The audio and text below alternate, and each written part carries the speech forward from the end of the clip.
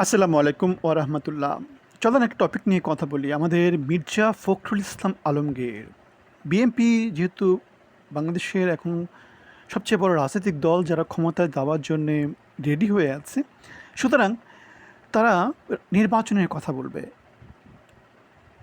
ক্ষমতার কথা বলবে। তারা সেই প্রেক্ষিতে মির্জা ফখরুল ইসলাম আলমগীর একটা কথা বলেছেন, নির্বাচিত সরকার প্রয়োজনীয় সংস্কার করবে। হ্যাঁ, সেটাও আমরা বিশ্বাস করি যে নির্বাচিত সরকার প্রয়োজনীয় সংস্কার করবে। কিন্তু সেই সংস্কারগুলা দল থেকে হতে হবে। এটা হচ্ছে ইউনিট না, আপনি যদি মডিউল ব্যাকওয়ার্ড মডিউল ধরে ধরে কাজ করা হয়।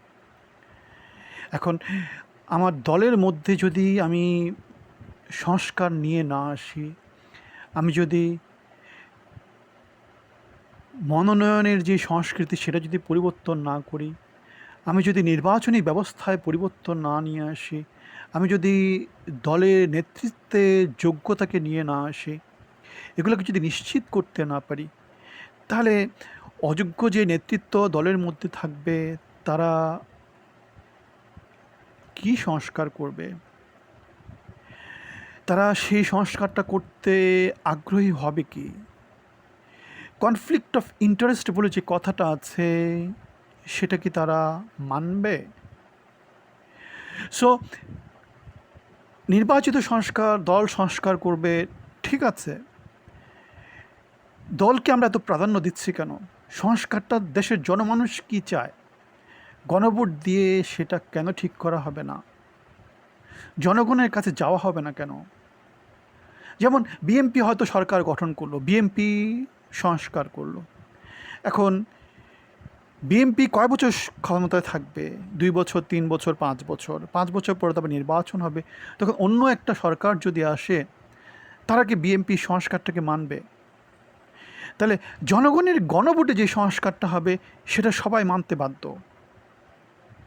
সেটা কেউ পরিবর্তন করতে কখনোই পারবে না। কারণ গণভোট মানে কি, মেজরিটি ভোটার ওই জিনিসটা চেয়েছে। এখন সমাজের মধ্যে পরিবর্তন না আসলে সে জিনিসটা কেউ পরিবর্তন করবে না। সমাজের মানুষ যেটা বিশ্বাস করে সেটাই গণভোটের মাধ্যমে সংস্কারে প্রতিফলিত হবে। সুতরাং আমরা যে কথাটা বলছি সেটা হচ্ছে, সংস্কার করুন, কিন্তু দলের মধ্যে সংস্কার করতে হবে, নির্বাচনী ব্যবস্থার মধ্যে সংস্কার করতে হবে, প্রার্থী মনোনয়নে সংস্কার করতে হবে, এবং দলের সংস্কার শেষ হওয়ার পরে যে সংস্কারগুলা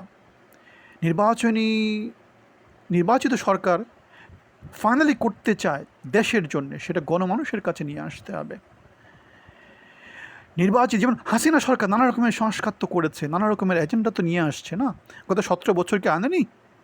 এনেছে তো। এখন মির্জা ফখরুল ইসলাম আলমগীর বা বিএনপি যে কথাগুলো বলছে, একই কথাগুলো কে বলতো? আওয়ামী লীগও বলতো। তাহলে জনগণ সেটা চায়নি। এখন মির্জা ফখরুল ইসলাম আলমগীর বা বিএনপি যদি সংস্কারের কথা বলছে, সেই সংস্কারগুলো কি জনগণ চায়? সেটা আমরা কীভাবে বুঝবো? সেটা কি বিএনপি সংসদের মাধ্যমে পাশ করে দিলে কি সেটা হয়ে যাবে? হাসিনা সরকার একই কাজ করেনি? তাহলে কি করতে হবে? তাহলে করতে হবে, জনগণের কাছে যেতে হবে, সংস্কার প্রস্তাবগুলো জনগণের কাছে নিয়ে যেতে হবে, গণভোটে সেগুলোকে অ্যাপ্রুভ করে নিয়ে আসতে হবে। এছাড়া অন্য কোনো বিকল্প আছে বলে আমার মনে হয় না। যদি কিছু অন্য যাই কিছু বলা হবে সেগুলো হচ্ছে বাগাডম্বর। আওয়ামী লীগ যেমন বলতো, হাসিনা যেমন বলতো, এখন আমরা পরবর্তী যে সরকার আসবে তাদের মুখ থেকে একই রকমের কথাবার্তাই শুনবো। অন্য কিছু কি শুনবো? মনে হয় না। সো গণভোটের কথা আমরা বলছি না কেন? গণভোটের কথা কেউ বলছে? মনে হয় বলছে না। হয়তো আমাদের মতো দু একজন লোক বলছে, বা যারা সত্যিকার বাংলাদেশের পরিবর্তন চায় তারাই শুধু গণভোটের কথা বলছে। আর কেউ কি গণভোটের কথা বলছে? আমার মনে হয় না।